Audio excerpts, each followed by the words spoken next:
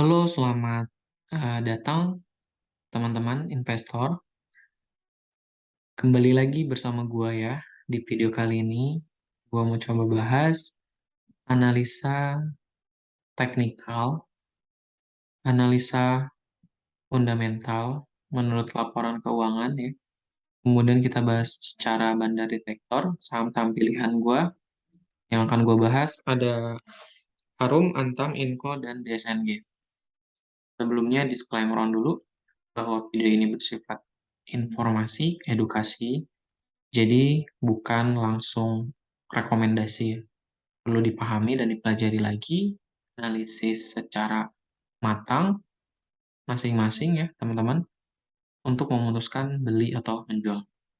Yang pertama gua bahas itu ada IHSG ya. Gua bahas IHSG dulu nih, IHSG.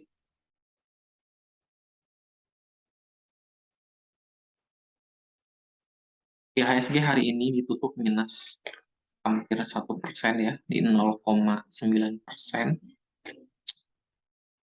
Koreksi IHSG merah candlenya di penutupan minggu kemarin juga merah, akan tetapi masih mampu bertahan.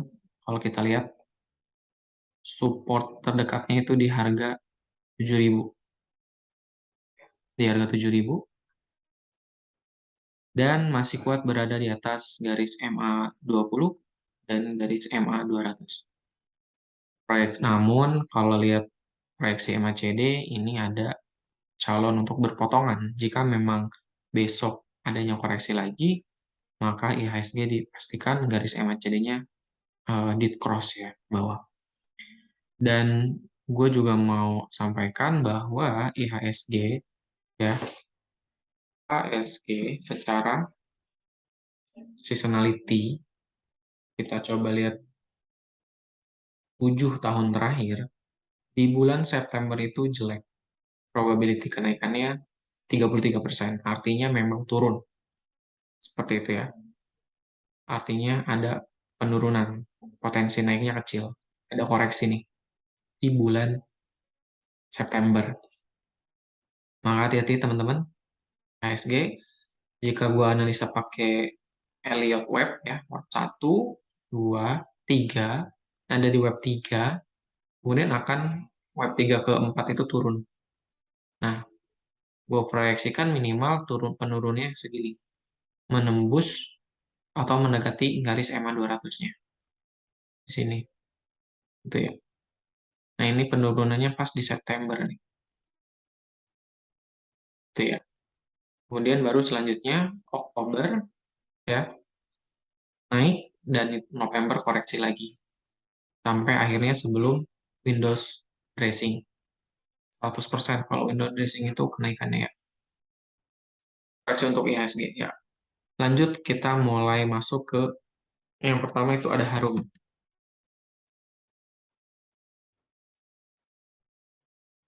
Harum hari ini ditutup turun 5% ya, cukup besar. Penurunannya cukup besar Harum. Gue proyeksikan pakai Elliott Web ya, bahwa ini berada di penurunan, jadi berada antara web garis 3 dan 4 ya. Setelah jika memang tidak mampu bertahan atau menuju resisten di 1519, kemungkinan ada mantul atau kemungkinan menuju ke 1400-an gitu. Nah, setelah itu baru prediksi webnya naik ya. Kalau web yang 5 ini bisa menembus, diprediksi bisa menembus resisten di 1900 atau bisa mencapai 2000-an untuk Harum. Nah, ini juga sejalan dengan prediksi gue, harga wajarnya itu di 2800-an. Dan kalau dilihat juga ya, Harum berdasarkan Antam juga, berdasarkan analis Stockbit juga di 2900-an harga harga normalnya. Nah, tinggal sekarang kita di tahun 2022 ini sudah mencapai harga 2800 nggak? Pernah 31 Maret 2022. Oke, Jika memang performa harum, laporan keuangan yang kita lihat, itu kuartal keduanya aja udah ribuan persen ya, 1000%-an. Dengan annualnya proyeksinya di 4 triliun. Kita lihat 3 tahun berturut grafiknya akan naik. Naik, naik, naik. Jadi ini kesempatan ketika harganya turun sekarang itu koreksi. Pertama support terkuatnya di 1000 ya, sekitar 1500-an. Yang kedua jika memang turun itu di harga 900. Hati-hati buat teman-teman, di sini masih ada gap yang masih terbuka. Nah, itu ya. Jadi pertaruhannya ada di 1500. Jika turun di bawah itu ada kemungkinan untuk eh, turun longsor ke harga 1000-an. Itu untuk Harum. Kemudian secara bandar direktor adanya distribusi ya yang masif. Jadi kalau misalnya teman-teman untuk rekomendasi atau proyeksi beli ya, ya pendapat gue pribadi itu ada di 1500-an. Tunggu dulu karena sekarang masih ada di 1580 ya. Kita manfaatkan momentum Harum secara seasonality ya, probability-nya nggak terlalu menarik tapi di Desember 5 tahun terakhir. Oke, itu untuk Harum ya. Selanjutnya kita ke Antam.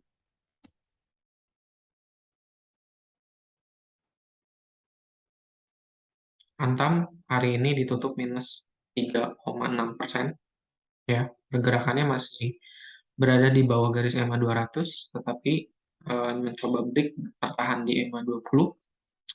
Ini juga belum menarik ya karena Antam tidak mampu menembus resisten selanjutnya atau tidak mampu break di atas garis EMA 200, artinya belum ada perlawanan untuk naik, diperkirakan akan menguji support terdekatnya.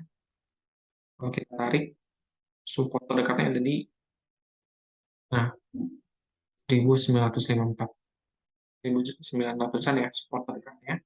Jika memang masih tidak kuat menahan penurunan, maka akan menuju 1800-an. Itu untuk kantong. Saat ini belum ada akumulasi yang besar, malah adanya distribusi yang besar. Kantong hari ini. Kalau kita lihat secara seasonality, Antam menarik di Desember, ya.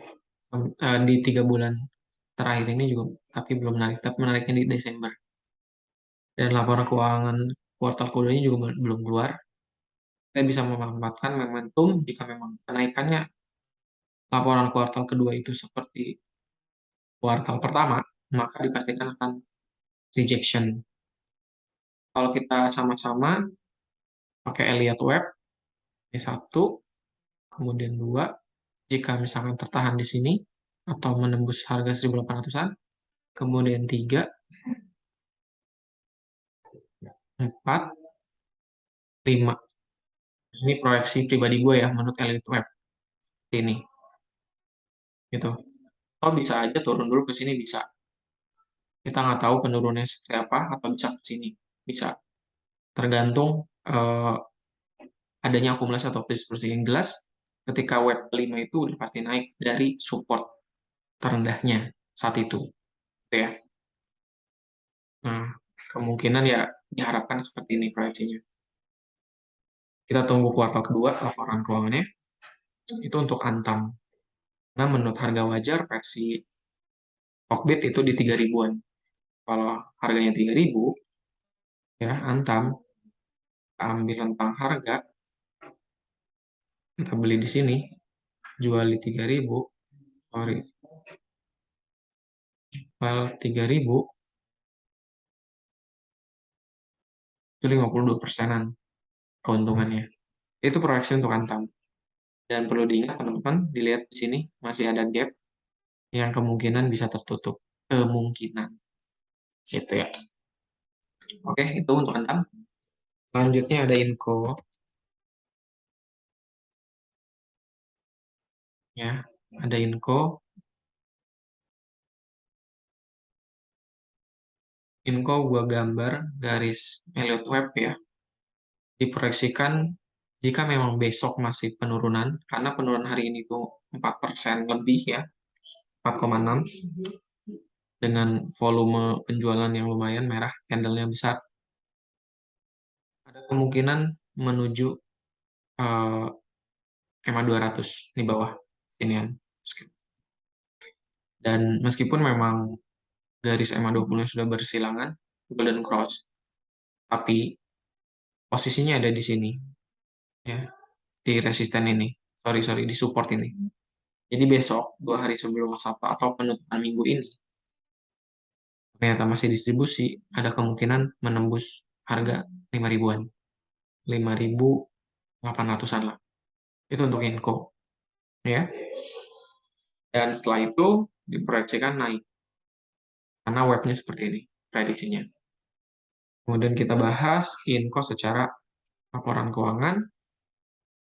Nah, Inco secara laporan keuangan, gue lihat harga wajarnya, udah gue hitung, itu di 18.000. Inco.